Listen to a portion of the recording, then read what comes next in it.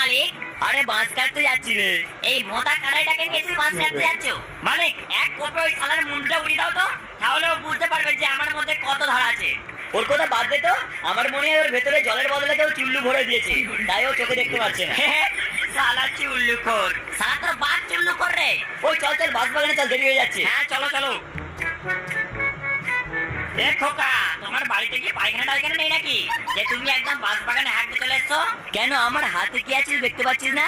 আরে আমি বাঁশ কাটতে যাচ্ছি রে। তা সকাল সকাল বাঁশ কেটে করবেটা কি শুনি? কেন, বাঁশ কেটে লোক কি করে তুই জানিস না নাকি? হ্যাঁ জানি তো, কিন্তু কিছু কিছু লোক তো আবার পেছনে দেওয়ার জন্য ব্যবহার করে। আরে আমি আর কি লোকের পেছনে বাঁশ দেবো?